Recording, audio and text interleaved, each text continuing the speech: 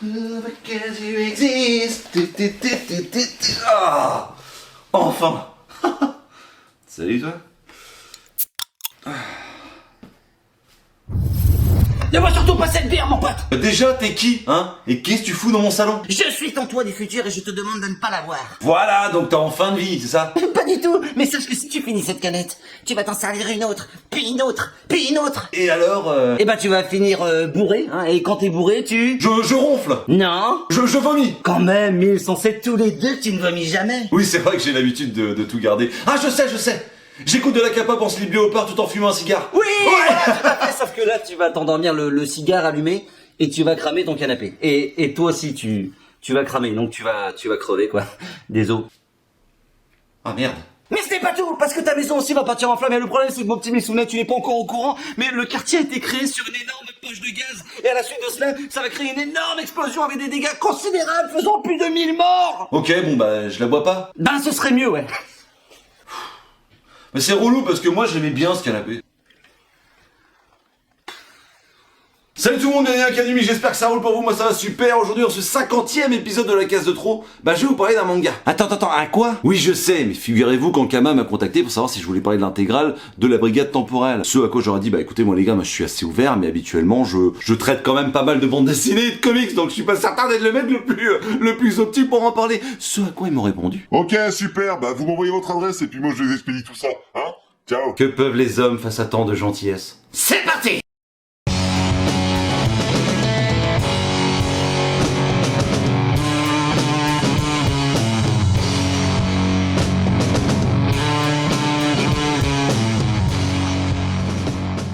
Pour commencer, je vais planter le décor parce que, bon, moi, YouTube, je consomme depuis très longtemps et en grande quantité. Donc forcément, la série Le Visiteur du Futur, je connais. C'est une série française de science-fiction créée par François Descraques en 2009. Et avec le temps, évidemment, cette série a commencé à peser, tu vois. Les couilles du taureau, mon pote. Tic.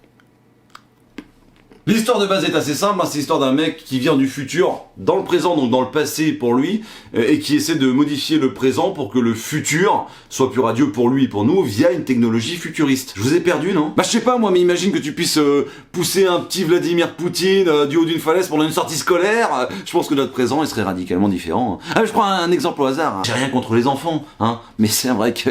Putain... Et du coup, il y a un film qui sort le 7 septembre 2022. C'est te dire la qualité du produit de base. Mais ici, moi, je vais te parler du manga La Brigade Temporelle, qui est un spin-off de la série Le Visiteur du Futur. Tout est lié, mon petit pote. La date de sortie de cette intégrale, c'est le 2 septembre 2022. C'est édité chez Ankama, ça fait 536 pages et ça coûte 12,90 €. C'est donc scénarisé par François Descraques lui-même et c'est dessiné par Guillaume Lapère. Mais voyons ça ensemble. Louise, jeune fille perspicace mais impulsive, est victime d'un accident de voiture qui lui coûte la vie, ou presque.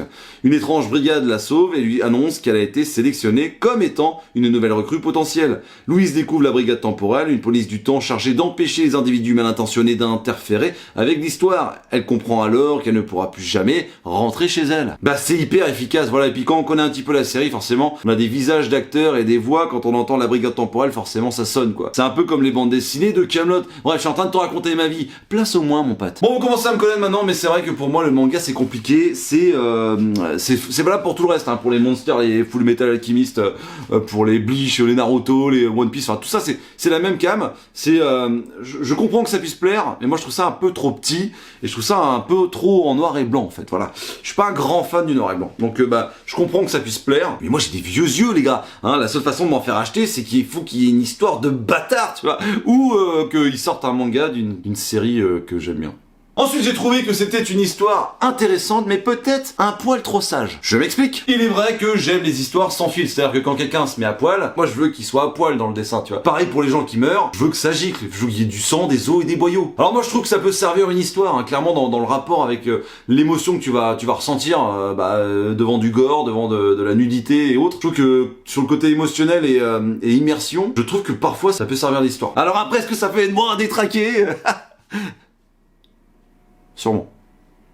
Mais je comprends le choix d'ouvrir l'œuvre au plus grand nombre, voilà. Et pour finir, certaines fois j'aurais aimé qu'on s'attarde un petit peu plus sur des périodes, sur des actions et sur des personnages. Il y a certains personnages qui sont très importants dans l'histoire, dont on ne connaît pas le passé ni le background. Et c'est dangereux ça, parce que réussir à s'attacher à un personnage alors que tu connais pas du tout son passé, bah c'est compliqué. En tout cas pour moi ça l'est. Fort heureusement c'est tout pour les points négatifs, mon pote, place au positif. Déjà, étant un lecteur de comics et de bandes dessinées, lire un manga de gauche à droite, merci les gars, merci. Cocorico, ma perruche.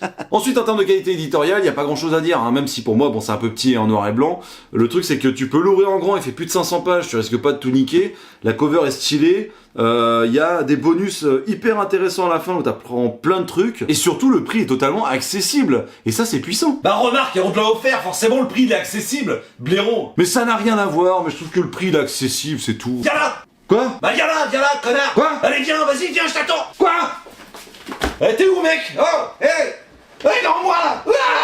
Pour ce qui est de l'histoire en elle-même, bah, je trouve que c'est hyper intelligent parce que bah tu peux débarquer comme moi en ayant vu tous les épisodes de la série et du coup dès que tu vois une petite référence un petit peu notée, tu vois, bah tu cries comme un fanboy.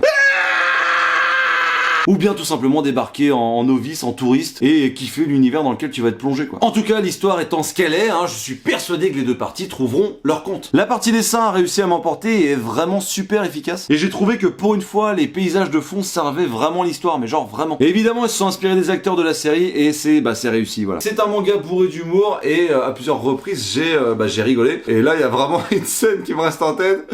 Hashtag la scène de la grenade. Là, j'en pouvais plus. J'ai lâché le manga, j'étais mort de rire, voilà. Et je dirais pour finir que merci monsieur Descraques parce que réellement cette histoire tourne autour de la jante féminine tout simplement et c'est pas tous les jours qu'on voit ça. Alors je sais pas en quelle proportion c'est dans le manga, en tout cas dans le comics et la BD c'est pas suffisant, ça c'est évident, mais là il y a des antagonistes. Une antagoniste et protagoniste importante. Il y a une héroïne qui est badass, tu la prends au sérieux, t'es avec elle, t'es là, enfin tu vois ce que je veux dire. C'est évidemment que c'est normal, mais c'est encore trop peu exploité. Et du coup, vive les meufs. Pour conclure, je dirais que ça m'a fait du bien de sortir de ma zone de confort, surtout pour défendre un titre qui défend lui-même une série de science-fiction française que je kiffe. Avec mon œil de comics office, j'ai réussi à passer outre le petit format en noir et blanc pour finalement plonger dans une bien belle et drôle d'aventure. Les références à l'œuvre originale sont légion, sans pour autant laisser les autres sur le bas-côté. Donc si vous ne connaissez pas cet univers, moi je vous conseille de regarder d'abord la série sur YouTube, parce que moi j'ai adoré le faire dans ce sens. Après, je suis persuadé que l'inverse est tout aussi excitant. En tout cas, j'espère que le film mettra tout le monde d'accord, mais ça... c'est une autre histoire. Merci beaucoup d'avoir regardé cette vidéo jusqu'au bout. Si t'as kiffé, lâche un like et abonne-toi. Merci de me suivre, c'est la 50e. Merci de me suivre depuis pratiquement 2 ans. Ou pas, si t'es nouveau, bienvenue. Merci pour vos likes, vos partages, vos abonnements, vos petits mots doux. D'ailleurs, mettez dans les commentaires, qu'est-ce que vous avez comme rapport avec l'œuvre. Est-ce que vous avez vu la série? Est-ce que vous comptez aller voir le film? Est-ce que vous avez vu le manga, la BD? Enfin bref, dites-moi tout, je veux tout savoir. Suis-moi sur Twitter, Insta et TikTok. Sur ce, je vous fais d'énormes bis, prenez soin de vous et à très bientôt dans la cave, mon pote.